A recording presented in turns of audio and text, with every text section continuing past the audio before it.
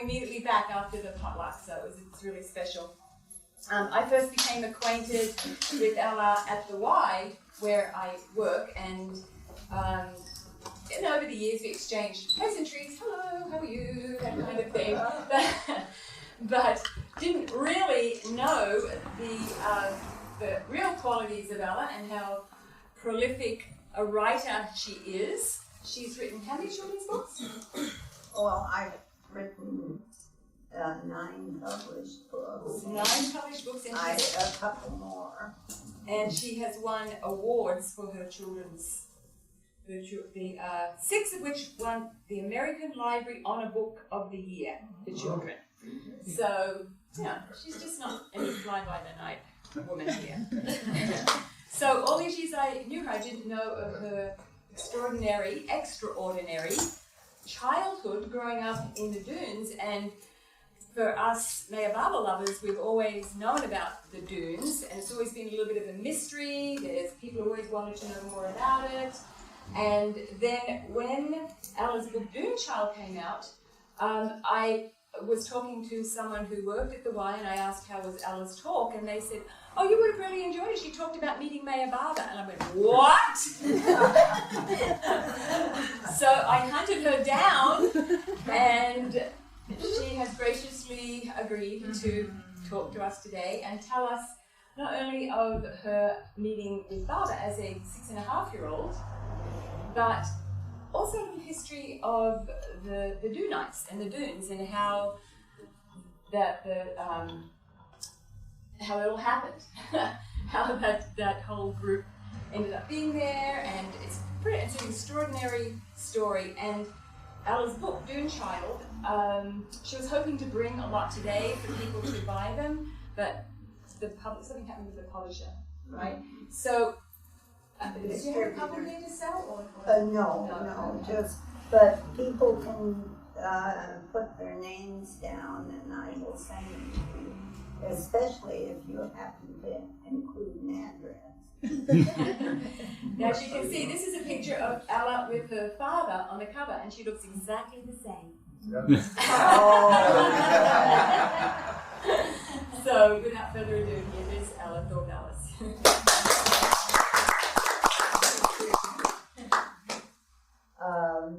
I've been very curious to come here because I've been fascinated that you're all MeherBaba people, and what brought you to this particular faith, and what brought. I grew up in a semi-theosophist community, and I can remember I believed very much in reincarnation in most of the theosophy beliefs, and I certainly have great, wonderful feeling whenever I think of the MeherBaba's face. But all I can really offer you today is 2 times seeing his face. The first time it was after, the first time actually was when they were coming down the beach, and Hugo and I were walking down from town, and it turned out that Hugo said, let's be quiet and just watch. And so we saw the MeherBaba and Princess Machiavelli and Chicago Tribune gal, and they all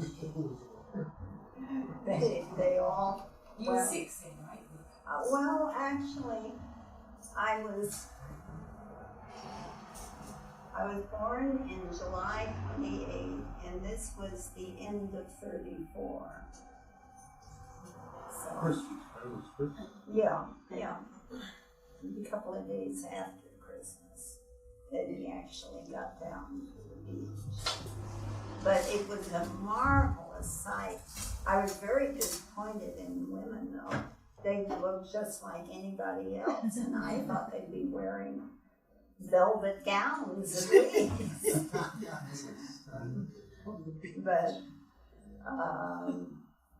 it was then that night, some of the people who were considered the inner circle had met to talk with him and have dinner with him. And the rest of us were sitting out in the sand dunes, all the Dunites for miles around, singing and kind of admiring from a distance. And suddenly my mother appears at the door and said to me to come. The Baba wants to see you. He knows there's a child here. I was the only child most of the time, and which was a very fortunate position. Anyhow, I ran because I was lonesome for my mother too, and the Baba put his hands on my shoulder and kept one arm around my shoulder, and it just flowed.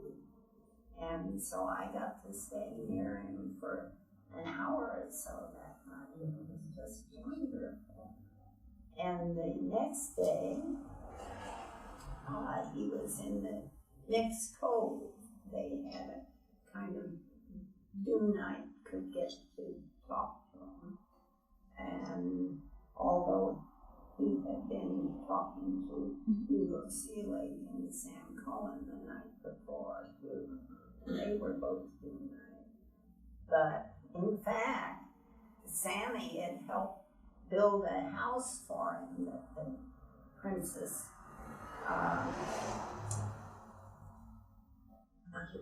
Machiavelli had financed, and he had this house. He'd come, and he didn't want to stay in that house. He met Gavin, our patron of the Dune Forum.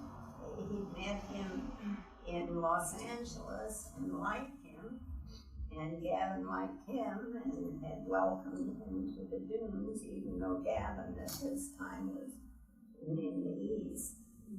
And so he stayed in Gavin's house, which made the rest of us pleased.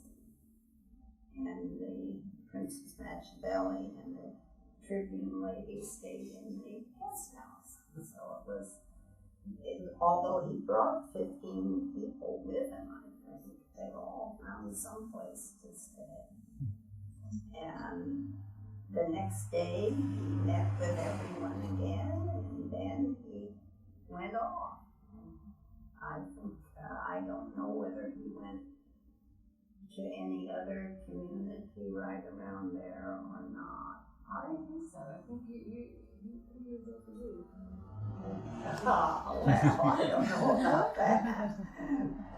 But I'm hoping that today I'll read you a little bit about our community, and I'm hoping that you'll ask questions and tell me some of your experiences, because I will say one other thing. There are times, and I wanted to ask the other lady who's seen the Meher Baba, I wanted to ask you if you've had this experience. Once in a while, maybe once every year or two, or these last couple of years more, I wake up with the Baba's face as I wake up. Do you do that? Not very often. But you have done it. I've had dreams of him. Yeah, well, that's what I'm sure I do too. And so I was delighted that there was someone else here I could ask. Thank you. here we have the map of Oceano and the sand dunes, and this is Moynell, where the Baba came in and stayed, was my childhood home. This is where the Gerbers lived. He visited the Gerbers a day or two before, and just dropped in kind of on them because he's heard so much about this being a good man and a very competent doctor. Now, Rudy says they did talk about his voice and retraining his voice so that he could break his silence. But he had told Rudy even then, which was just at Christmas in '34, that he was not ready to break his silence. You know, he had to stay for the Hollywood Bowl. And he told Rudy he'd like to retrain his voice, but he had years and he was not ready yet. Rudy was a doctor. Rudy was a very fine doctor who taught me, who was supposed to be a cripple all my life, to walk and dance and jump around and be a real nuisance. And that's why your parents decided to move to They moved to Oceano because of my paralysis, and also because of Hollywood went broke then. My dad was a Joan Crawford's press agent, and my mother was a violinist and a poet, did some writing for Hollywood too, and they suddenly, not only was it the depth of the depression, but silence were over. Talkies were coming in. It was the beginning of talkies. And that was, oh, and one other thing that happened soon after that. When I could first listen to the radio as a little kid, someone was telling me yesterday, a friend where we were staying, that she had been watching General Hospital. Well, General Hospital, which is a big TV thing now, was on the radio when I was a child. And I only think it's funny because so much of what is considered so different now is an aspect of what goes on generally in human nature. But it's, anyway, I'd like to read you just a little bit about the dunes and about Moynell. Moynell was a colony in the sand dunes founded by Chester Arthur, whose grandfather had been president of the United States. And he had inherited just enough money to start a magazine called the Dune Forum. And Gavin hoped that it would become the New Yorker of the West Coast, kind of, or at least, and it certainly, a lot of the people who wrote for it later became very famous, and we'll go into that. But at the same time, the Depression was real, and Gavin was not exactly, this wasn't the only cause in the world. He spent a lot of money on the Irish and the revolution there, and he had several other causes, but eventually the magazine went broke, and we probably lost a very good West Coast voice. But Chapter 1. Whenever I think of home, I see myself sitting by the Pacific Ocean at dawn, leaning on a gunny sack full of clams. Can you all hear me? Yeah. The year is 1933, and I am 4 years old. You can see that's the first part of the year. Hold the fort, Ella, my father, who had dug the clams, shouts over his shoulder as he drops his pitchfork and disappears into high sand dunes behind us. Then I see the game warden's gray car heading down the beach. My dad will get 5 days in jail if he's caught clamming because he doesn't have a license. No one we know can afford a clamming license since they don't have paying jobs. I don't need a license because I'm a child. The game warden is inching his way along. He's giving my dad time to disappear. It's the Depression, and the warden doesn't want to catch Dunites who need clams to survive. I look back, and my father Dunham has disappeared. There are only sand dunes as I lean on the gunny sack of clams. Good, my father is safe. The game warden pulls his Plymouth up behind the high tide line and parks. I wave to him, hugging my sweatshirt around me, and he waves back. Looks like you had good diggings this morning, Ellen, with a grin. Not too bad, I reply, as my mother suggests. She says the warden is lucky to have a job in a Depression town where damn few find work. So we have to help him go by the rules. You see what moral training I got. He checks my sack to make sure we haven't taken clams under the legal 5 inches, rubs my head and says, "You're not that bigger than a clam yourself." My father doesn't come out until the warden's car is far down the beach. But then he hoists the gunny sack of clams to his shoulder, and we head up the path along a red ridge through willows to our home in Moynell, where breakfast is waiting. My father, William Dunham Thorpe, who prefers that I call him Dunham, is a handsome man with deep-set gray eyes, curly brown hair, and a presence that makes people want to hear what he's got to say.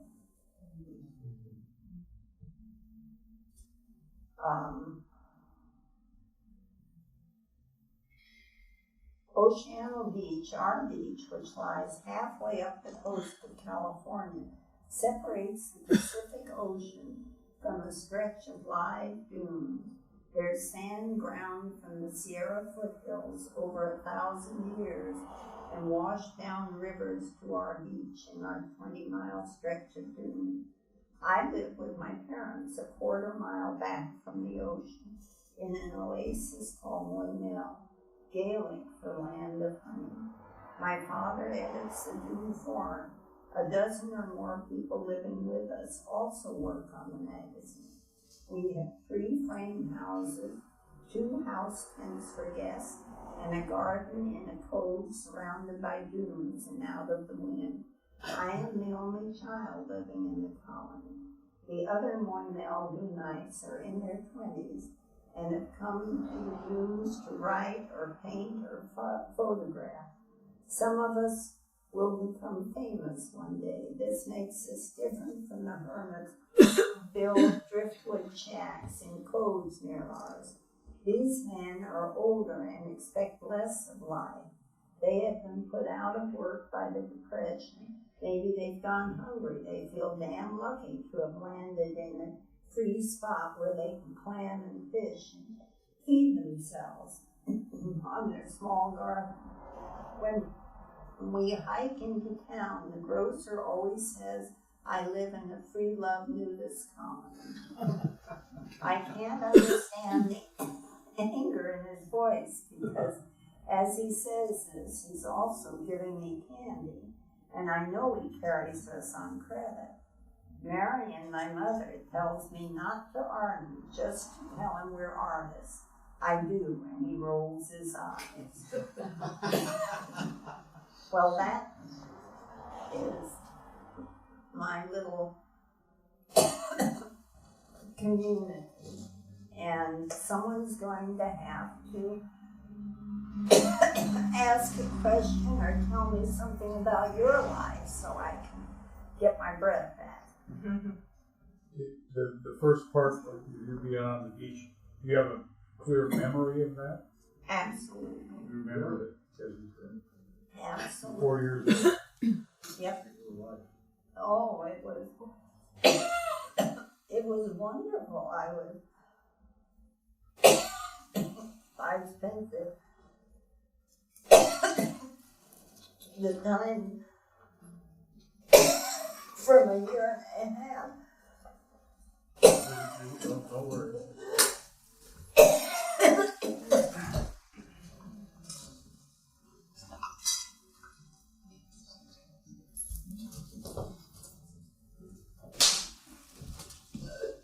Now she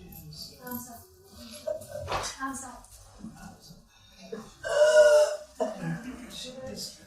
She's choking. She's choking from the water. She's choking from the water. Can you do something? Yeah. Can you do something? She's choking. She has something in there. She's breathing. She's breathing. Oceano. And the doctor there attracted religious people because of his ability, really, in helping people survive polio. She had not yet had tuberculosis because this was when she was 17 or 16. But anyway, this attracted the Meher Baba and other religious people. And Rudy, Dr. Gerber, was very fascinated by this group. And so he, in turn, embraced the community of Dunites, they were called, because of the Dunes. And the combination of the Dunites being self-sufficient. They lived, as Elle mentioned, they lived off clams. I don't think she mentioned what else they did food-wise. One was that behind these sand dunes, the big front sand dunes in the San Luis Pismo Beach area, south of Pismo Beach, you dig down, really within 18 inches, but down 3 feet, and you've got fresh water. Although the ocean is just within 100 yards, but on the other side of the sand dunes. And so they had fresh water. And so they could attract a lot of these religious people because they themselves were pretty well religious themselves. Well, they were surviving during the Depression through living off the land. There were packing sheds. This is an area where there, even today, where there are large vegetable gardens, commercial vegetable gardens. And so they have the commercial gardens for vegetables. There has to be a packing shed to cull them, separate them, and get them packaged and send them off to wherever market they can. And so there were a lot of culls. Things that didn't look very good, but they were in good shape. They look pretty good. So maybe you can take over. So they had this communal living. In other words, they shared it. It's a kind of living that.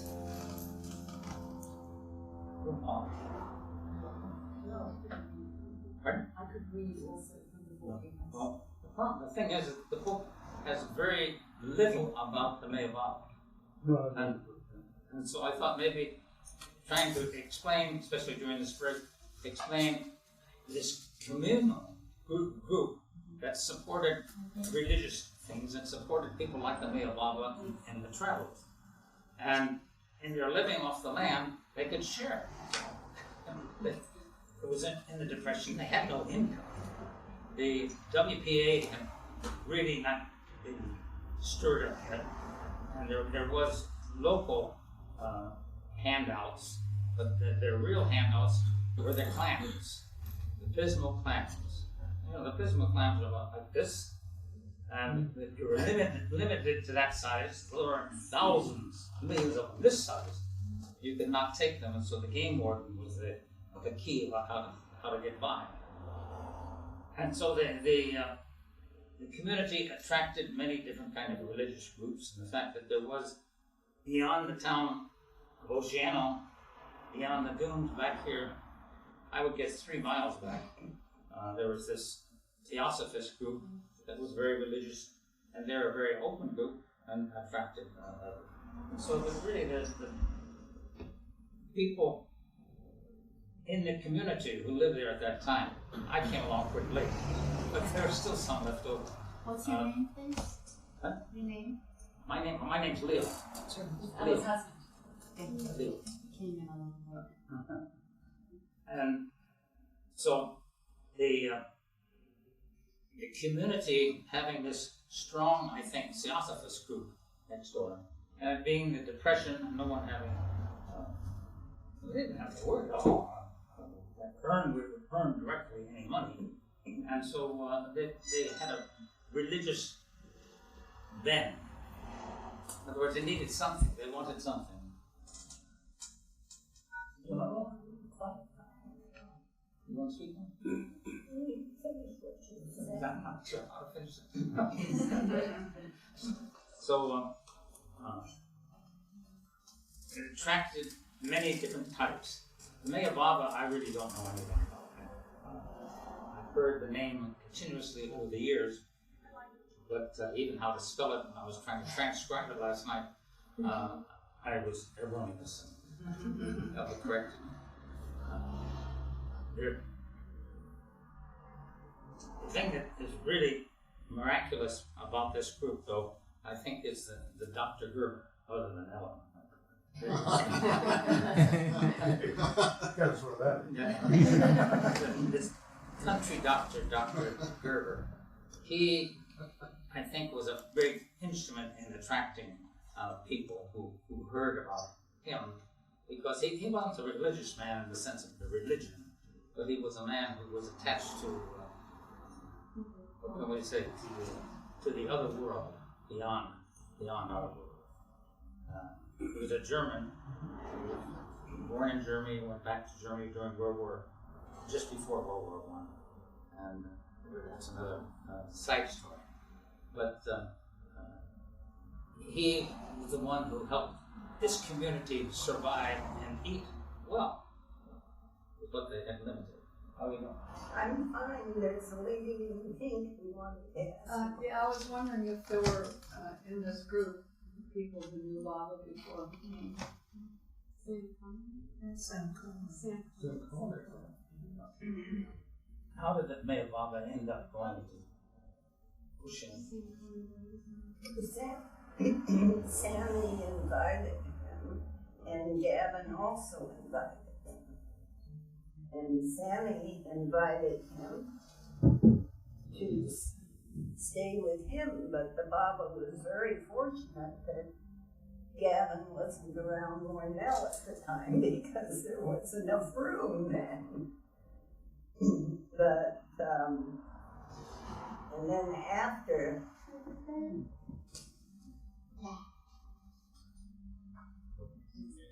and then, Say something about Gavin.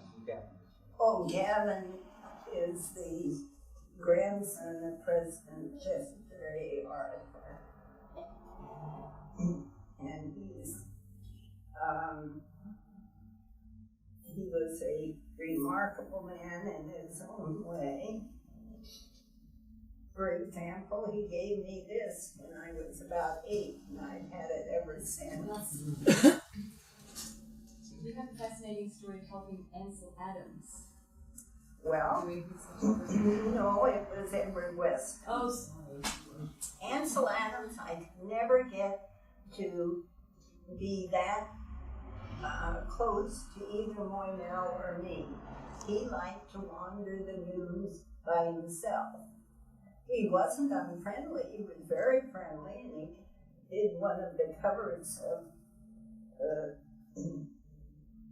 the Dune Forum for us, but he was more a Is this one of his? Or No, these small ones are done by Loring Weston, Edward Weston's son. And I had some Edward Westons, but they were big and awkward to bring, so I thought, oh, I wouldn't want to break them. Anyhow,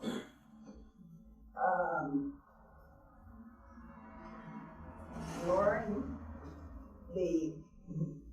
I used to go out with Edward Weston. He would let me carry his plates. I was a little girl, and his plates had a little bag, and I could carry them. But I tended to be something of a chatterbox. And he explained to me that it was okay to talk normally, but his pictures that he wanted to take had the world waiting for him.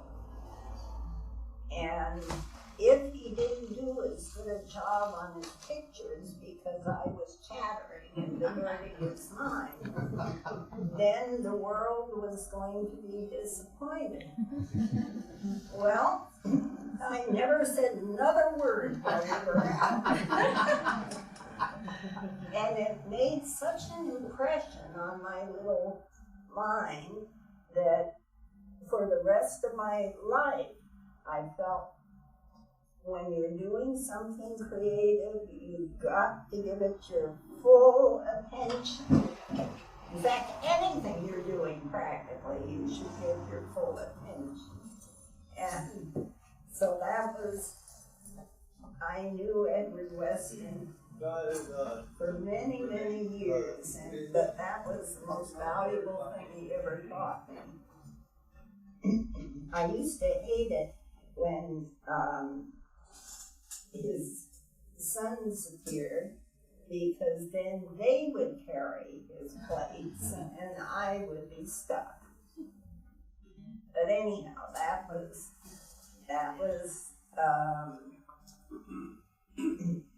but I'd like to know, I haven't heard anyone ask any questions. What do you want to know? Yes. We always heard the story about the dunes, that the Dunite said when Baba came there, they had a cabin for him, and he said, no, I don't want to stay in that cabin. I want to stay in this other cabin. And then it turned out that that cabin got preserved because a famous president had stayed there, like Teddy Roosevelt. So this county or the city or whatever, they decided to preserve that one because of this other reason that the president had stayed there. But it was really, now it's preserved, but Baba had stayed there. And now there's a museum or somewhere you can view it or go well, it was not a president, but a grandson of the president. The grandson of the president, oh. Jevon Arthur. It was his house.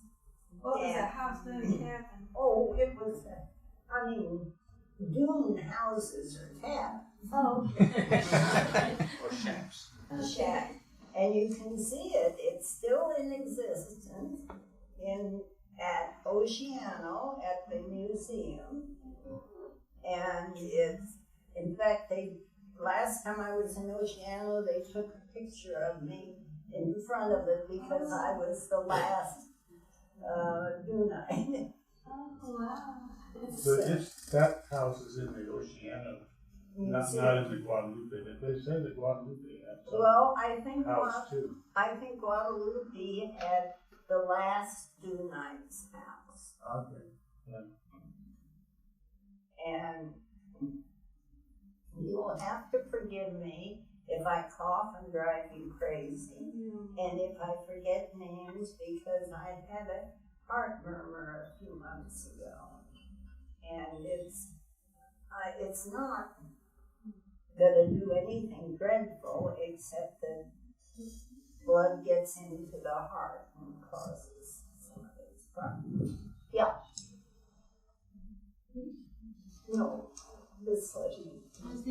Japanese threats, and that's why they leveled the Dunite cabins. They could see them from the shore. Well, hey, I'm on the other side because there were some people who believed that, and that was why they did it. But there were no Japanese ships that came near. Submarines. Maybe a submarine or two. I heard that years ago. Maybe, but no major calamity. Did they just get leveled naturally? Disintegrate? The servicemen who were there had a big fire one night, or they had a barbecue, or they had something else. And so it was more that. I was there on and off, and that's what it was. We were, but some of the houses we made and are, as you said, one's in Guadalupe, one's in Oceano. They were pulled up. Harold Guyton bought a lot of the land, and so he had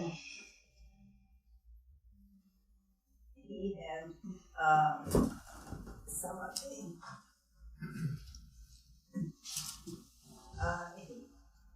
he bought land, and he bought some of the houses, and he distributed them to people who needed them. And as far as Oceano and the Japanese problem during the war, some of our very best citizens were hauled off to camps. And I have not one good word to say about the camps, except that one of our close friends, who's Japanese, became the first Japanese professor at Cal after the war because of this. And of course, the fact that my husband's a quarter Japanese has nothing to do with it. Yeah. Oh, let someone else go. Well, no, you. Oh, very sweet. I was wondering, do you remember about looking in MeherBaba's face? Did he say anything? Or did you say that before I came in? But I think it'd be nice to hear it. Yeah. Thank you. His face had the most wonderful glow. And he focused his attention completely on me, and then on the next person he was talking to, and then on the next person. It was astonishing. But there was this glow in these wonderful eyes that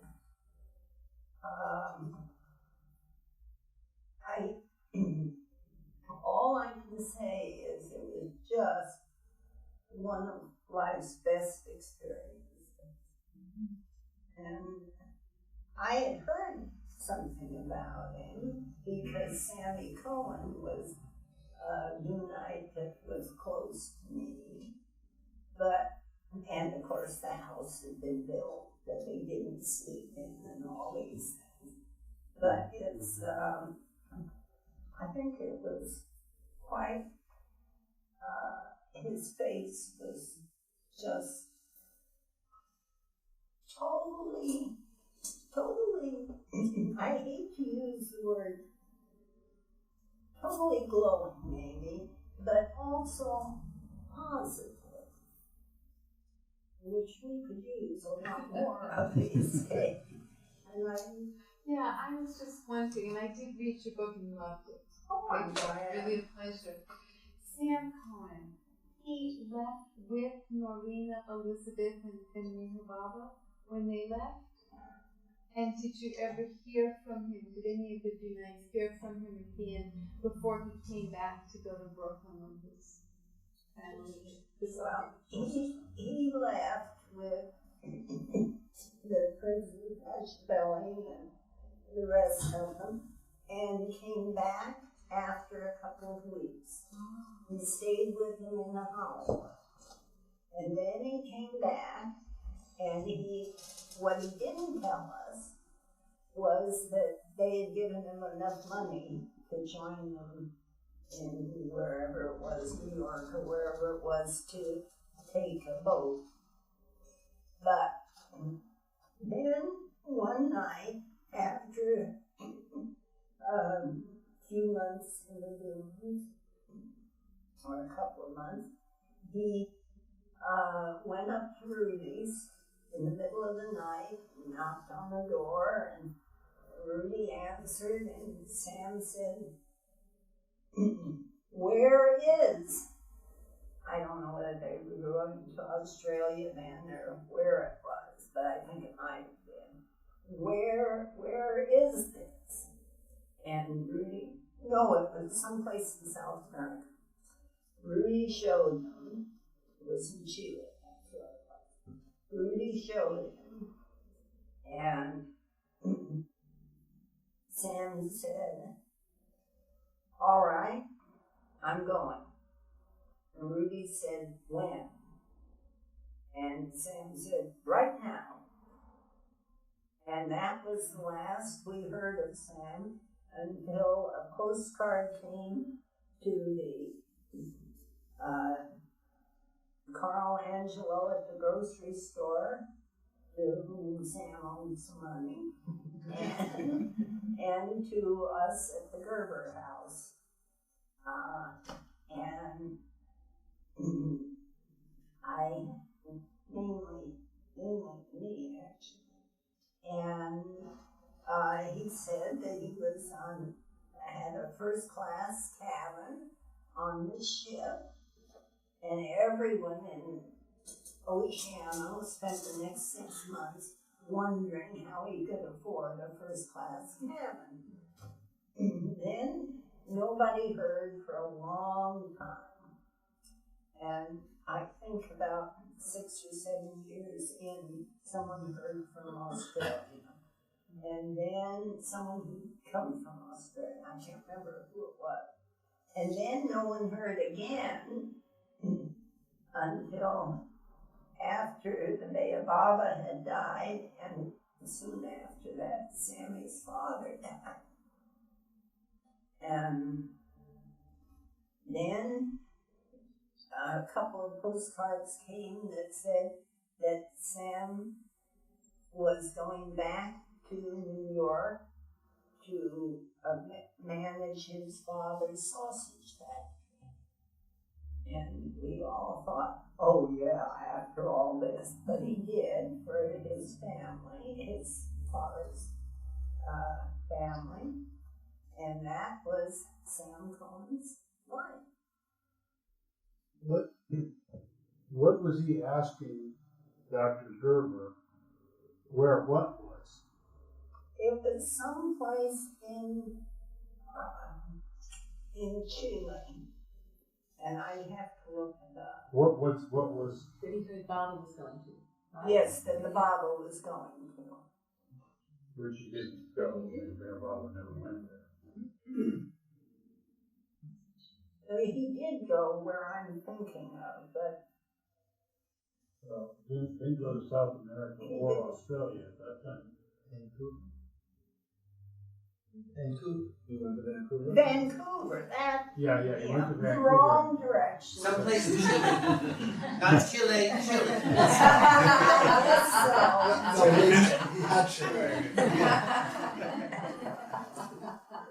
I guess that was it. So was that Dr. Gerber had some way of knowing where Baba was going? No, not at all. The Sam found out somehow.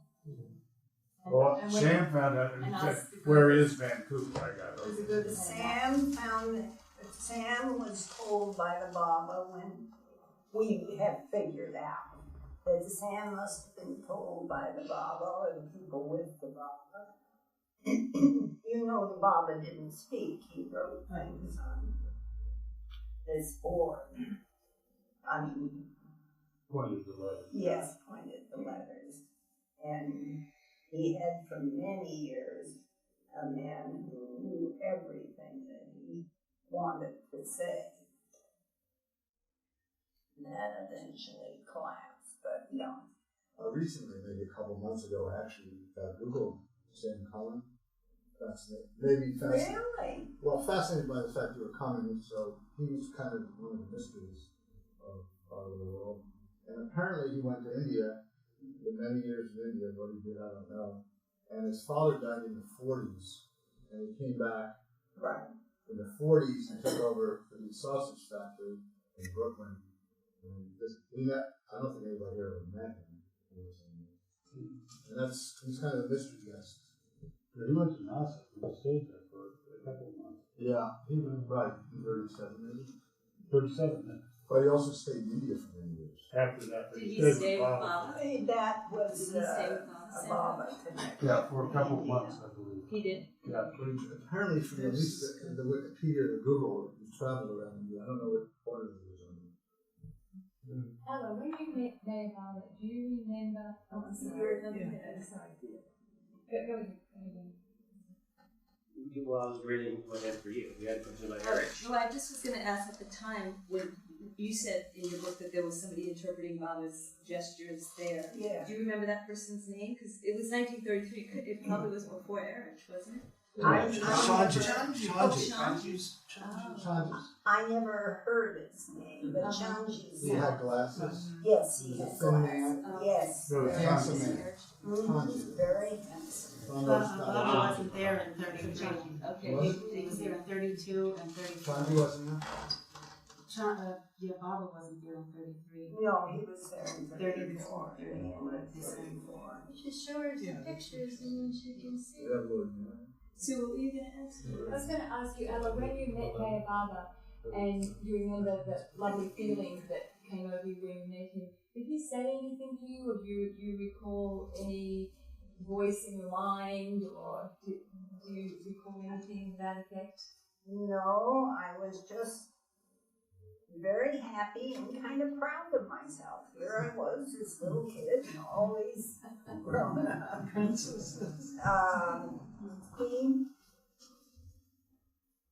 And I love the feeling of having his arm around me. I just love that. And did it feel different from your parents? oh yeah. Yes, there was an electricity about it, but there was my parents. Although I love having my parents' arms around me too. My father carried me for a couple of years after I was sick. The Tribune lady you were talking about, her name is Elizabeth Chapin Patterson. Patterson, that's right. Her father was Henry Simeon Chapin. He had property in an area in Horry County. It's now known as Myrtle Beach. You've heard of Myrtle Beach, South Carolina? I've heard of Myrtle Beach. And he and his partner, Burroughs, essentially started Myrtle Beach. And he gave 500 acres to his daughter, the Tribune lady. And they have a center there called the Meher Spiritual Center. Myrtle Beach is basically a large golf course at this point, except for the Meher Spiritual Center. And it's very developed as a recreational area. So that's who the Tribune lady. She drove an ambulance during the First World War. She Yes, was I a knew remarkable that. soul. I knew that. One of the most remarkable souls, like her friend, Princess Nashville. They lived in India for many, many years. And she drove Meher Baba all over India. She was his driver. And he was in an accident in Oklahoma in 1952, suffered serious injuries. And she was the driver at that time as well. So that's the Tribune. But there's no way to describe it because of raw details. Go ahead. Excuse me, you say that you sometimes wake up and you see Baba's face right there. Has this been happening your entire life, or is this only something that's happened recently? And I'm curious, was it when he was? Was it the same face at the age when you originally met him, or does it change? Or I'm just curious what Bob face you see. You can see a lot of Bob face. I think it started. I don't remember it when I was a kid. although I think I did have it a few times. But I got more of it the last 10 or 15 years. And no, he didn't really change. Same. It was the face I'd seen. When that happens, do you get that same the feeling of happiness? Yes, I do. I takes the tension that I may have been under away. Have you read, or have you ever been curious about Meher Baba's life or anything? Have you ever read on it, or is it just? I've read some of the Globe magazines, and There was an article about you. National. National. oh, well, I must look that up. Did you ever correspond with the Meher Baba? Oh, no. Why not? I would Did not. never have had the nerve to do anything like that. No, but as she was growing up. As you were growing up, I mean, in all the intervening years, did you ever occur to you that you might communicate with him somehow? No, it didn't. I didn't.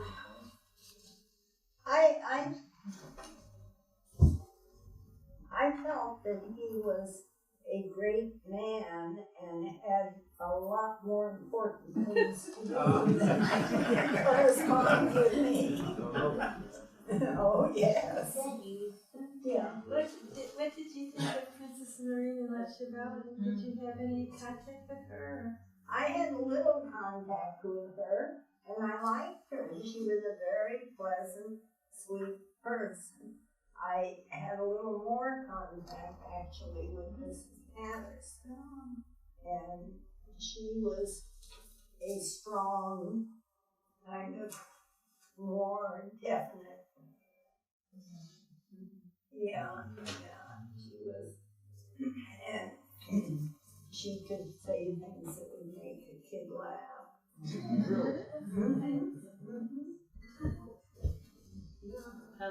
Yeah. Do you recall any of the others with him? I gather from your book, do you recall any of the other names of the people that were with him? No, I didn't. I'm sure you can find the names. Yeah, does anybody know who else was Yes, with him? We have It's in the the book book. here. Yeah. It's in order. It's in the book. I think Cocker was in that. Yeah, there's a bunch of them, several men. I think I was junior, might have been there. Barham was there, John. What other women? John was there? Yeah. Just the two. Just those two. Marina, Elizabeth, Ruana, Nadine. Oh, Yeah. Yeah. So Gavin Arthur never met Meher Baba. Oh, yes. Oh, he did. He Okay. met Meher Baba in Los Angeles before Meher Baba came up, and he met him several more times. You remember Nadine's whole story as part of the group? I remember hearing the name, but I don't. I didn't. I was a kid. Groups of people were always coming up to the dunes, and yeah. You mentioned that many of the people were out of the Theosophy movement. Yes. As part of the colony. Did you ever have any? There was another spiritual man that came out of that group, Krishnamurti. Did you ever have any involvement? Yes, I met Krishnamurti several times, but I don't remember him as well as I do the Meher Baba.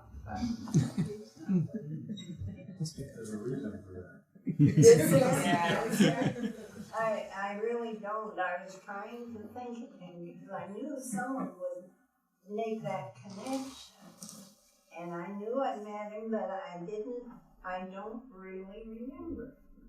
He started a movement in Ohio. Yes, I know he did. Spent a lot of time there. But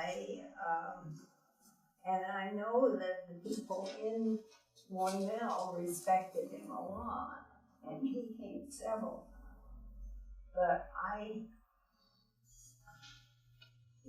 must have been out carrying plates for Edward. Yeah. I don't know about the years, but I remember reading, possibly in your book that, and maybe another book, that John Steinbeck was in Moynell. Do you have any recollection? I knew John Steinbeck very well. I used to wait for him to come. He never lived in Moynell, but he was at I read recently in a book about him that he was at a very depressed period in his life at that time. And he used to come into the dunes because in Moynell there were people who wanted to write and were good critics and would cheer him on. And so he would come frequently and read his chapters for Kia Flat, is the book I remember that he was reading. And he would take me for walks. One time, he took me for a walk up to, if you're the only kid.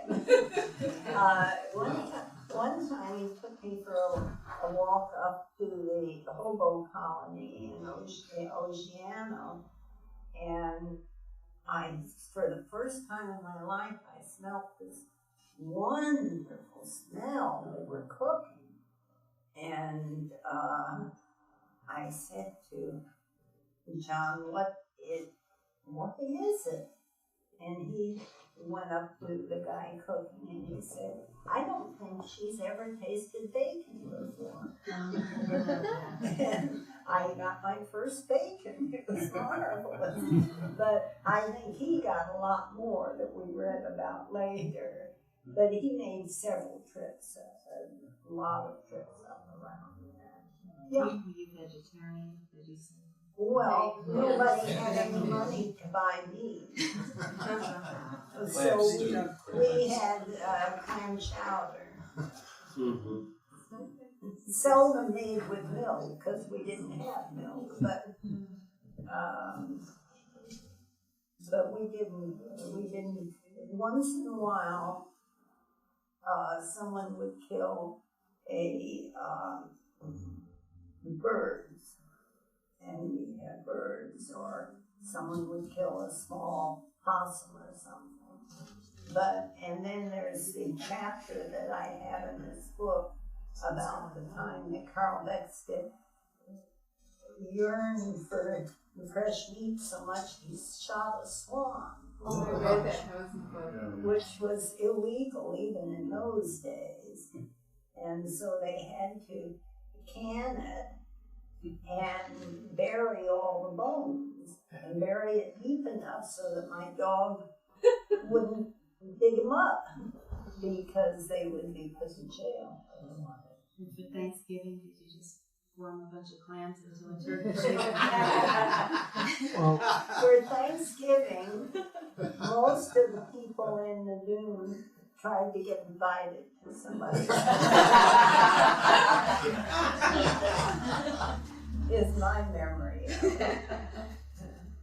Lee, did you want to show us something?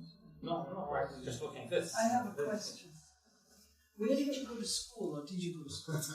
I did go to school. I went into Oceano Grammar School, but I only went those first few years about half the time, and my mother would teach me, or someone else would teach me, and the school mistress brought me down all my lessons if I wasn't in town, because there were always epidemics of some sort, and I had to be gotten out of the way of them.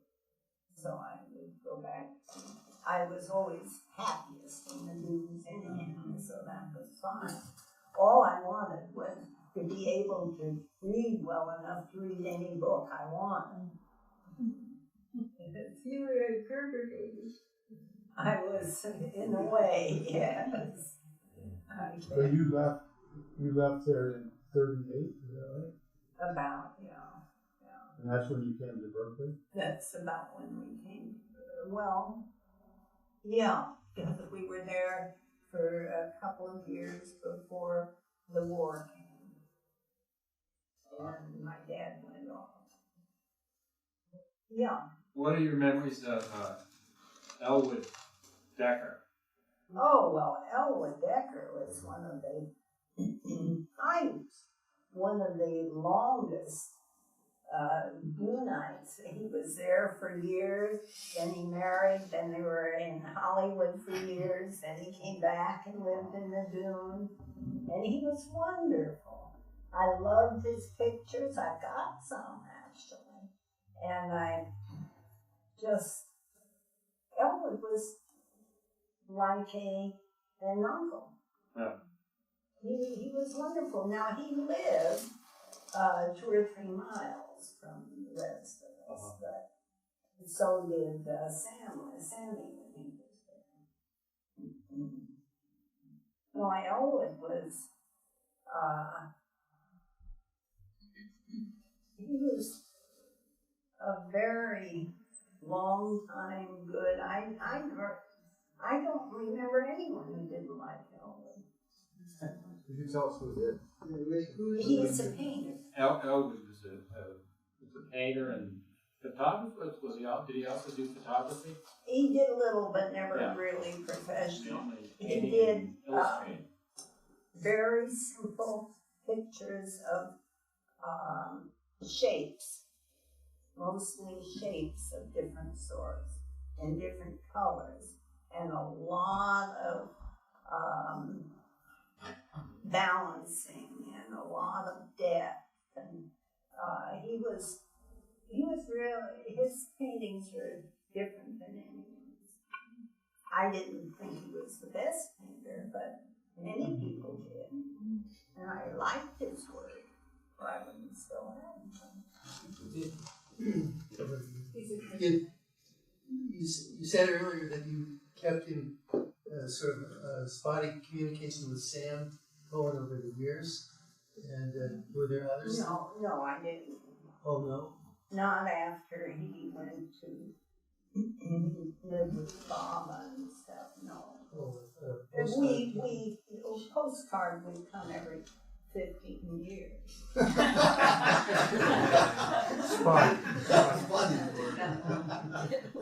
Yeah. Were others in communication also, sending postcards? They only got one every 25 years. So she was a frequent correspondent. Hi. I recently heard about Baba only 2 months ago, so I haven't heard about you before. I'm looking forward to reading your book, and reading your memories is great. So it sounds like Baba had a big impact on you, and you have these profound dreams now. What does he mean to you? What is Baba to you? How do you practice? How is he in your life? And I think the memory of him and his belief in many lives toppled me into theosophy, which I was toppling into anyhow because they were right next door, and most of our people close to us were theosophists. I can remember swinging one day. I had just learned that people died, so I was still fairly young. And although how I could have lived in a doctor's house on and off and not known people died. Anyway, I got the feeling that it wasn't so bad if people died, if they came back as cats and dogs and whatever. Well, theosophists believe you go through different cycles. And I thought, if I could see my father again, I wouldn't care what he was, or my mother, or I wouldn't care what I was, and I wouldn't think he would either. So I think it was that kind of feeling, And certainly the Baba had that effect plus on him. So I think that those things had a lot to do with it. You feel him around you, like he drove you to this direction. Like you, like as in you're not a Baba lover, but what? I feel that his was one of the best presences in my life. And I feel that I had an extraordinarily fortunate life. But let me read you the part of the book that I wrote about the Meher Baba. Is that all right? Yeah. Are you okay to read? Do you feel like Would you prefer somebody else to read? Oh, well, I'll hand it to Lee if I can't do it.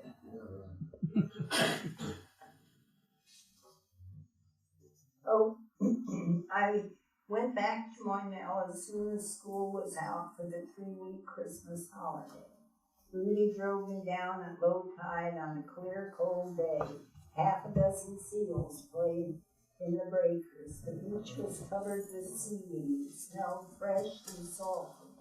The minute Rudy stopped the car, I jumped out and started turning cartwheels. I was home. A week later, Rudy came down again with the news he'd gotten a phone call from Princess Matchbelly of the Perfume family, the princess who had paid to build the Siri Meher Baba's guest house in Moynell. Rudy didn't catch everything she said because half the people on his 10-party line were listening in, rustling and coughing. However, he gathered that the Meher Baba and his retinue of 18 would finally be arriving in Moynell a day or so after Christmas. Gavin had gone to New York to see a new girlfriend, and no one knew where he could be reached. Gavin had, however, left money for sheets, blankets, pillows, and food in case the Meher Baba and his friends ever came. My mother was to help buy sheets. Rudy later claimed that he and my mother bought every sheet, blanket, and pillow for sale in San Luis Obispo. Then he borrowed flashlights and kerosene lamps from neighbors. Everyone in Moynell worked getting the beds set up and the houses clean. But what should we do about food? Were all Hindus vegetarians? Did they eat anything but curry? Did we have to keep food from being profane for the Baba? As we had the house Sammy had built? For the holy man? Did he need his own outhouse? Gavin and Dunham were our best cooks, and they were away. In the end, so many Dunites came by with clams that Carl dug potatoes, carrots, and parsley from his garden, milked Dancer, and he and Doggett made a wash tub of chowder. Someone would eat it. Then, using Rudy's car, Carl and Hugo Seeley collected dummy sacks full of vegetable coals from the packing shed. We piled them in the back seat of the car. Sammy and Rudy bought everything else, including a 50-pound sack of rice on credit from Angelo's store. Carl Angelo figured that if the princess were involved, her credit must be good. He turned out to be right. With all the food, there wasn't room in the car for Hugo and me, so we walked back to Moynell. Later, we found out that the Meher Baba and his disciples stopped to visit with the Gerbers on Christmas Day.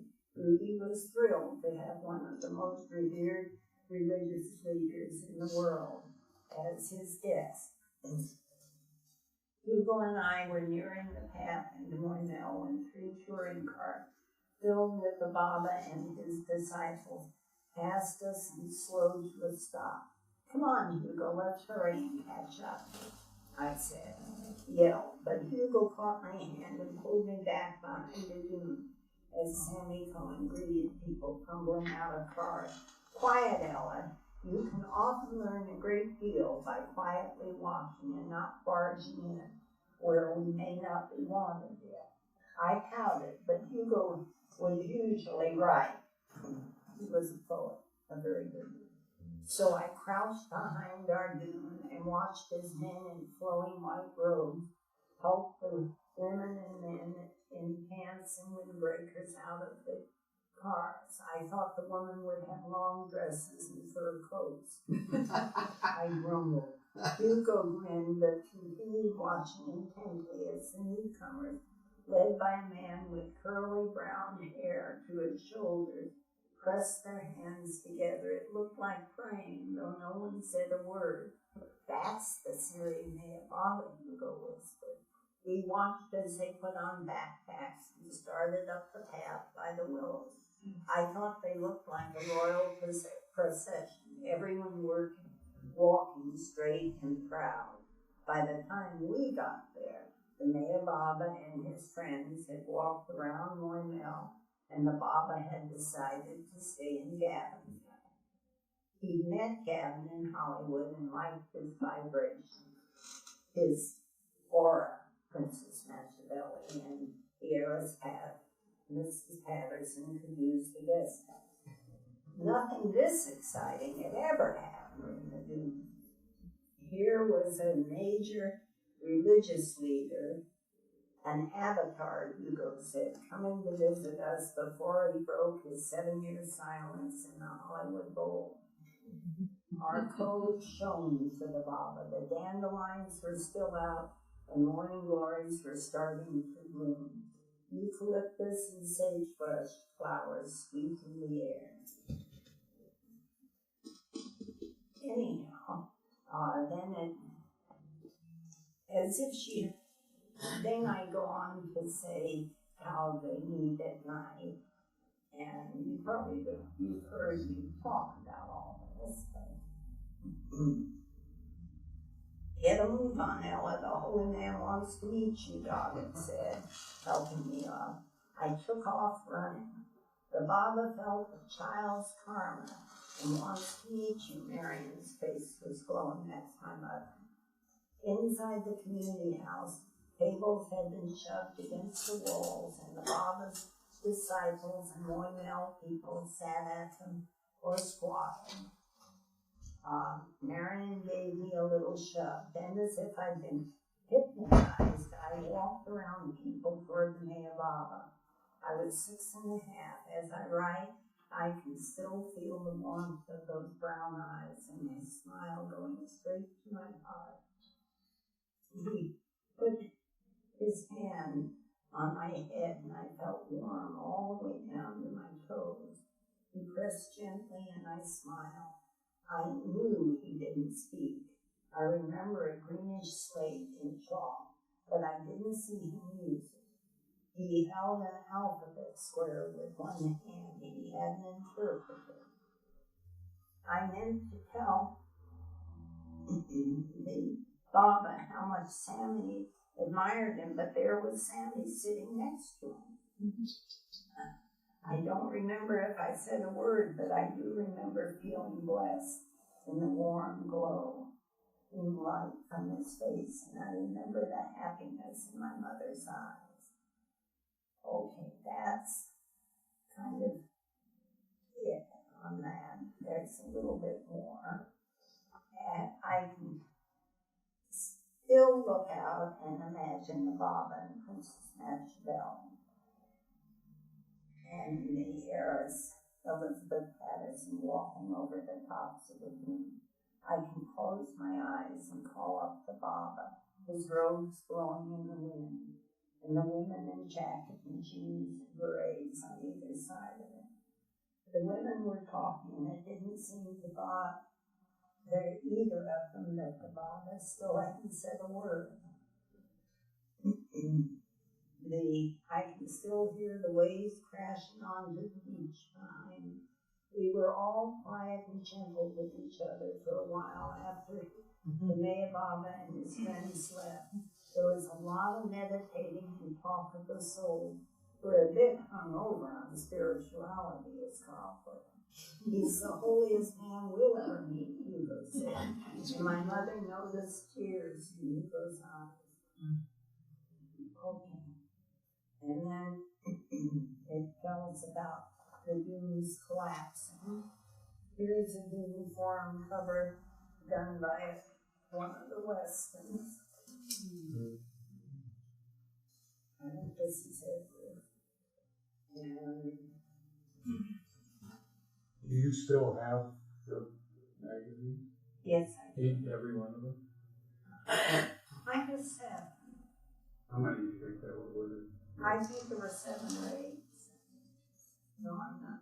Yeah. Did your mom take any photos of Baba? I don't think so. I don't. Does she keep a journal? My mother, no. My mother was a very talented person who was prone to mental breakdowns. In fact, later she spent 28 years in the mental hospital. So, and I'd like to tell you just a few of the people who were there, who later became rather famous, just for fun.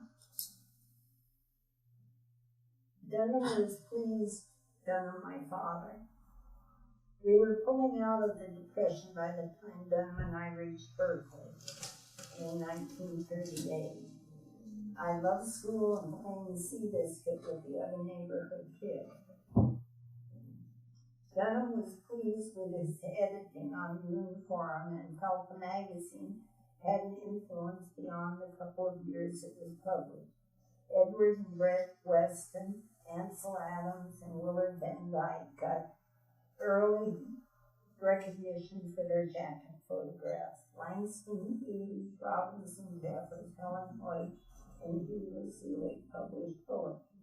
Gavin Arthur, Stuart Edward White, Ellen Young, John Cage, and my father wrote stimulating debates and commentary. Thomas Hansford had sent drawings from Peking for the Dune Forum and went on to win the first Caldecott Award for Children's Illustration. Many writers came to Cornell to read quietly or read aloud. Upton Sinclair started writing again after he lost the race to become the first Democratic governor of California. His work has been translated around the world. Now here I talk about John Steinbeck, but then later, spiritual leaders of many faiths, Theosophists, Buddhists, and Hindus, continued to visit. The Meher Baba didn't break his silence for the rest of his life. He stayed mute using the blackboard and hand signals for 44 years in all. The Baba made several more trips to Hollywood, founded an ashram in North Carolina, but didn't come back to the union. He is an avatar and his movement thrives today. And so that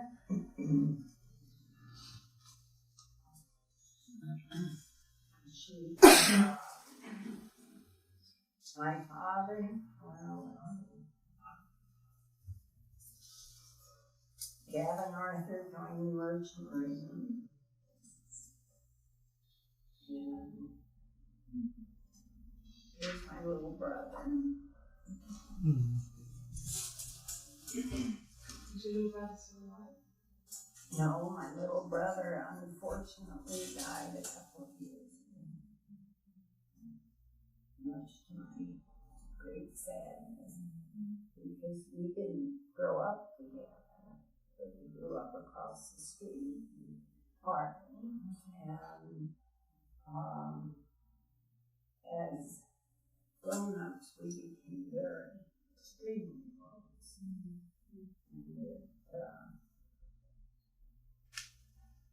And I think we found we could confide in each other the way we felt about them.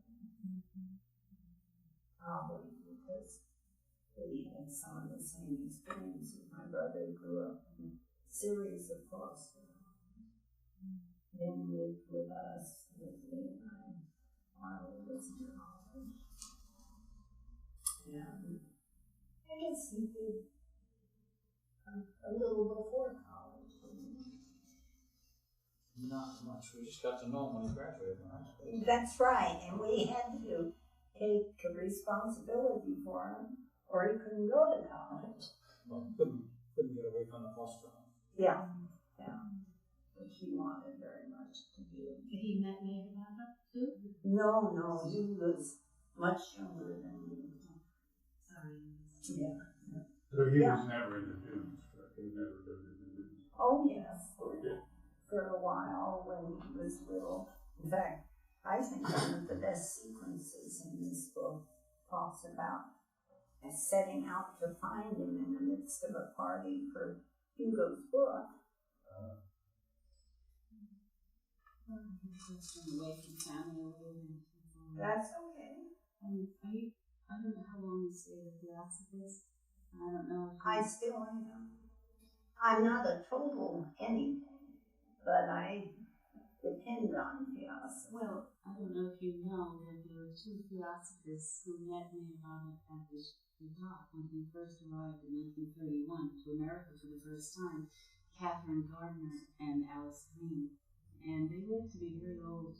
Catherine was 100 and something, and she died 102 in Ohio. I was wondering if you knew them, even though you were a little girl then. No, but I'd heard about the meeting. I don't know whether I knew them. I meant later on in life, if you still, were at the office. Yes, but I'm Ohio. I'm kind of a personal philosopher. Thank you. I'm very close to the woman who's head of the Theosophists Temple now, Eleanor Shumway. But that's because I used to be her babysitter. So yes. I have a question. Any of the people that know Baba before he arrived at the tomb today turned to Baba Lover's when he left? What was everyone talking about when he left? And what was the impact of? That's a very good question, because a lot of people did turn into Baba Lover, but they weren't. I don't know that people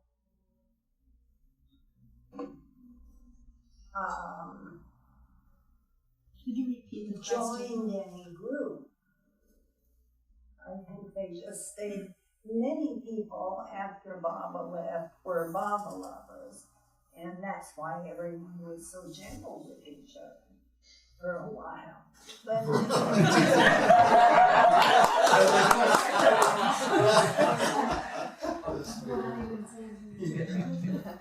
But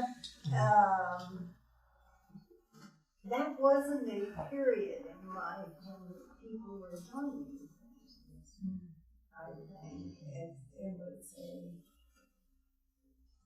period in life when people were surviving and helping the person next to them more than anything else.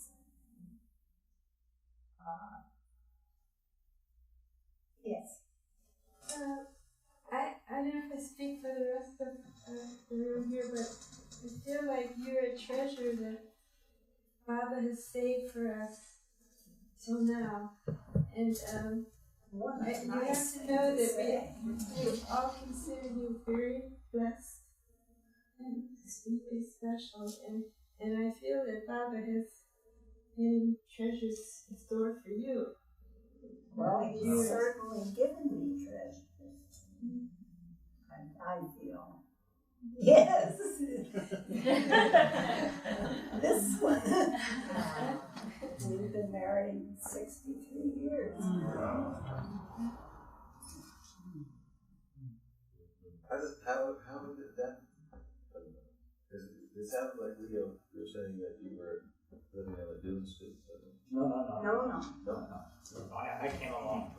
I came along later, but the tie to the dunes was very strong. It still exists, that you could walk back into the dunes and feel some of the life that was there at that time.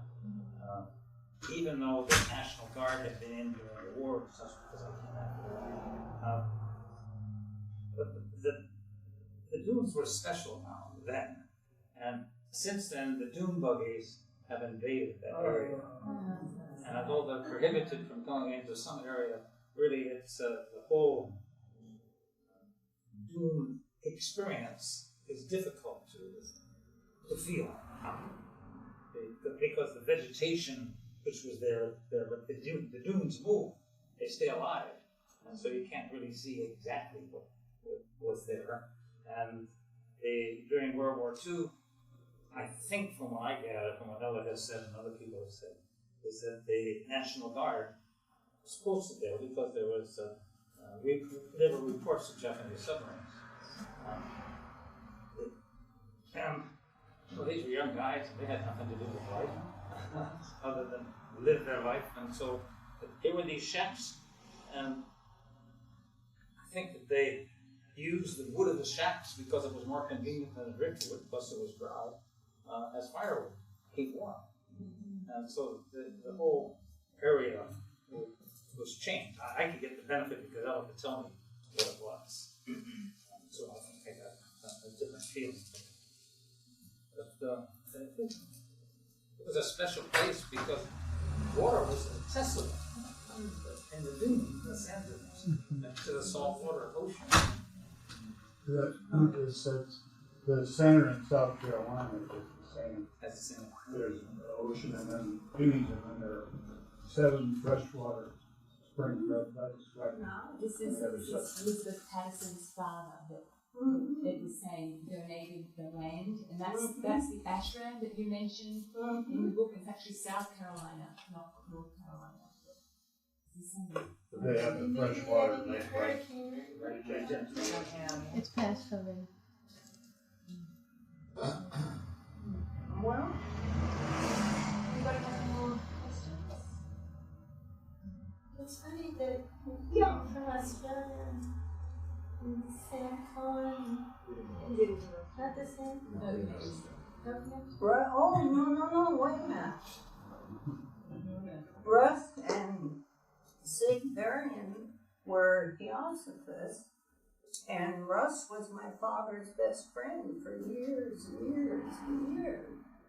And so I grew up with Russ, more Russ than Sig, because Sig lives away quite a bit. And they lived in the East quite a bit. But when they got together again, they invented the Christ-on tube. And I always thought they saved us the war. They invented what? Christ-on tube. What is that? It's the tube that's required for radar, essentially. And so, Russ Varian and Sig Varian. Varian. Varian Industries. Yes. And he was your father's best friend. And was he in the dunes as well?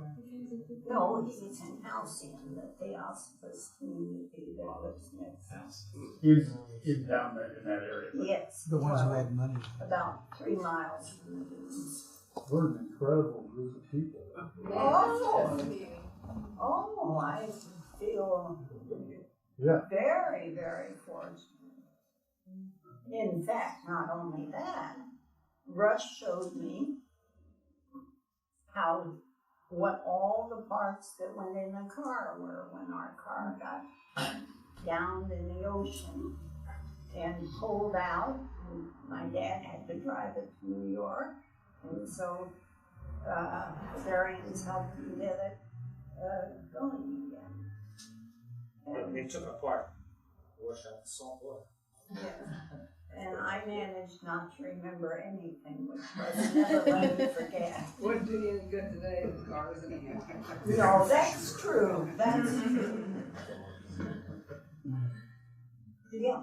Were you there when they were pushing when Baba and the group were pushing the car, or not Baba was pushing it probably, but the car stalled, was it, on the sand, and they were pushing it down the beach? Oh, yes. Were you there? Well, What I kind of saw it, scene was it? yeah. Well, what happened actually was a bunch of the vegetables fell out of the back, and they had to get out, and some of the Baba's clothing were the ladies' clothing, who knows, fell out, and they had to stop and put it back in. So the car didn't actually get stuck from what I saw. Now, I don't know. I heard that the car may have gotten stuck when they were leaving the beach. I'm not sure. That's right, in the dry sand, I think. Yeah, and then they had to push it back to the wet sand. Yeah, I think I did hear that, but I didn't see that. Did you eat together? Did you eat with him, with Bob?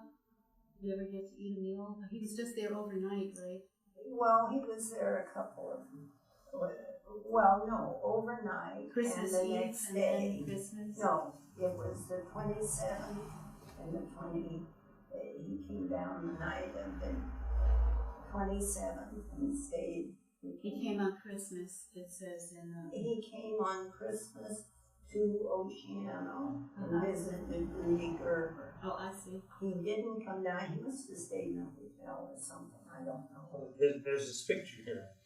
It's the foursome, including Hugh of the Senate, which says it was taken on December 25th, 26th.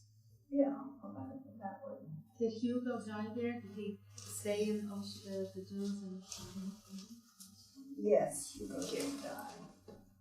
I think he died actually in San Luis in the hospital. I'm not sure. You were there? It's Hugo. It was in San Luis. Yeah. You know, toward later, Lee and I have lived in 9 countries since we've been married. So I wasn't always around as an adult. Well, you get postcards of this. Well, maybe. Yeah. So some of these later things I can't really answer because I don't know if I knew them or didn't know them or wasn't around or wasn't around. That's fine. Where did you two meet?